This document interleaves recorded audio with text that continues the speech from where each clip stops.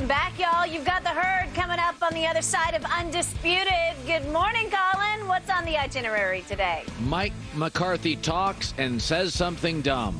This is bad. And Kevin Durant's greatness on display last night, but not for something he did. I'll talk about that next. Intriguing.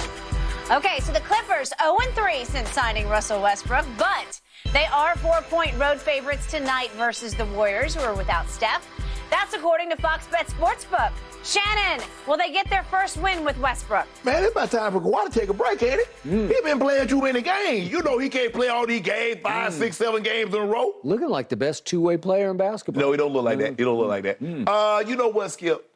I'm going to say yes. I'm going to say they get a close win. Really? Russ only has 3 turnovers. Really? Kawhi, Paul George combined for 55, and they win. I say they fall to 0-4 with Russell Westbrook. You hoping that. The human cloud hanging over yet another L.A. franchise, this time the team in the basement. I say tonight he goes for 15, 8, 8, and 6. I think the last number will be 6, as in turnovers. Why are you wishing bad on the team that you predicted at the beginning of the year if they were healthy? I'm off. I'm out. I'm over. It's done. They are doomed. Skip, it's only 3 games. I can't believe you escaped Russ and we took him. You recruited him, too. We fell right into the trap. Yeah, he was a 5-star recruit for y'all. Yeah, he was. Such a rosy picture for the Clippers. I don't know. Great show, guys. We are out of time. Joining us. All right, Eddie, I'm going to let you go first on this one. What shot do you give the Suns of winning this year's championship? I'm going to give them a 0% chance. And this is the reason why. I think that they made a great trade, a great big splash by getting Kevin Durant adding to their team. But when I look at the West, it's stacked, right? And then on top of that, for them to get to the conference finals, right now where they're sitting at in the 4th position, they will have to play Golden State. Do I think they could beat Golden State in a 7-game series when Golden State is healthy? I don't think so. I think when Golden State is healthy, they're the favorite. You got to dethrone the champions to become the champions. But so it all depends on seeding for them. And when it comes to that, then if they get past and get to the Western Conference Championship, the Western Conference Finals, and make it to the finals, I don't think they have a deep enough roster. And this is no disrespect. I just don't think they're deeper than Milwaukee. I don't think they're deeper than Boston. And I think those are one of the 2 teams who will be representing the East when it comes to finals time.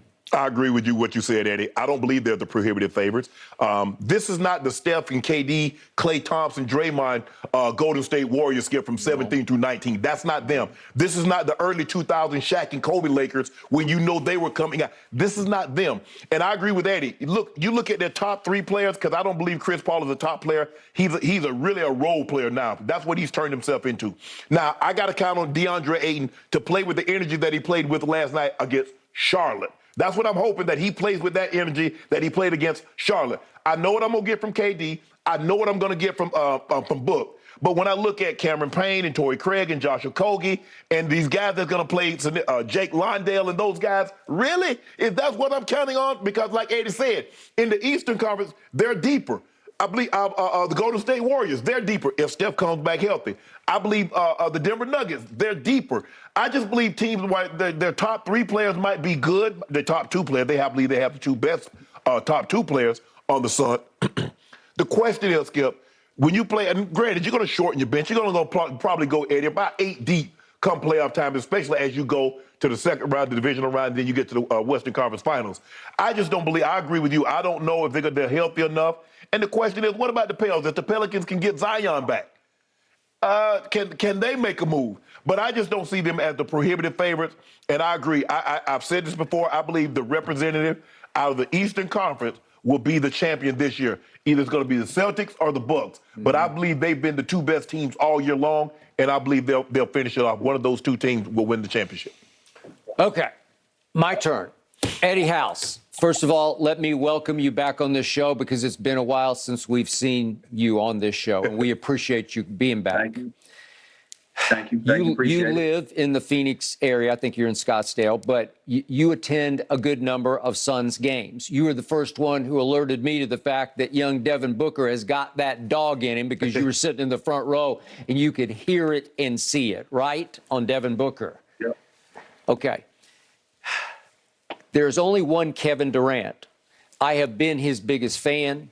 Shannon comes and goes on him. He went in the first round of the playoffs last year for Brooklyn. I thought it was a Kyrie problem, but he did not distinguish himself. He has played at an MVP caliber this year for Brooklyn, and we saw on opening night that he is the easiest to play with superstar who has ever walked this planet. And for many of these years, he has been the best player on this planet. I love him and Book together because they both want to play basketball. That's all they want to do is hoop.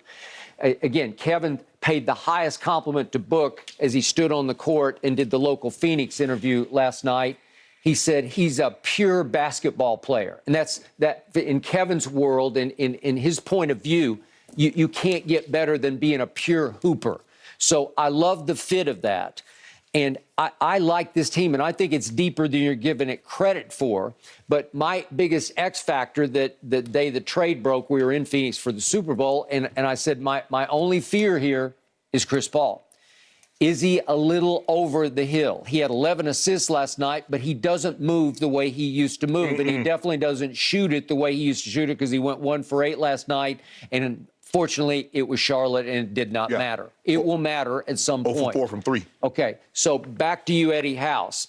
You played at a high level in this league for a long time, and you played this position. What are you seeing in Chris Paul at this point and stage and age? I mean, I'm still amazed by him. The way he sets the table, he is by far the best pure point guard we have in the game.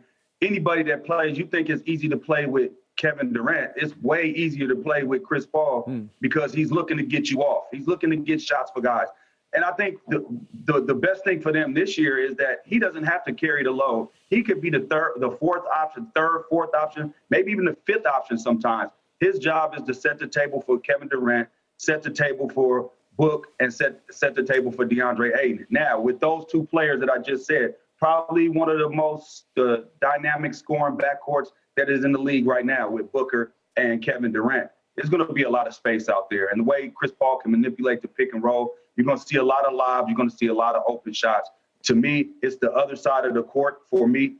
Are they going to be able to defend the way they are? Chris Paul, like you said, you alluded to, he's not moving the way he used to move. No. So he could get attacked a little bit more in the pick and roll. He could get picked up like last year we seen Alvarado pick him up 94 feet and wear him down. So now he has to fight through screens, and then he has to bring the ball up against pressure. So it's ways to kind of wear him down, but he's still the maestro. He's still going to make sure that everything is flowing the right way. Again, I just don't think that they have enough depth on that team to compete for a championship. I do think that more pressure to me, I'm going to spin it a little bit.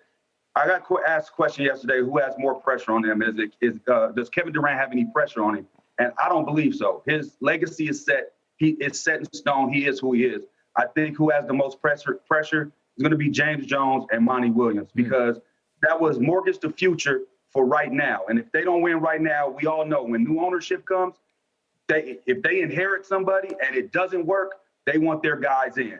And so it has to work for James Jones' sake, and it has to work for Monty Williams' sake. The players probably could save Monty Williams, but I think if this doesn't work, the way they mortgaged the future, gave up 2 young players, 4 draft picks, I think over a span of 6 years, if it doesn't work, it's going to be tough for that owner to keep James Jones. Let me ask you this, and Skip and I was talking about this, and we talked about this when the trade came down at the Super Bowl, is that you got a 37-year-old Chris Paul with a long injury history. You got a 34-year-old Kevin Durant with an injury history. You got a young Devin Booker who hamstrings are like 72-year-old man, like a 72-year-old man. He has an injury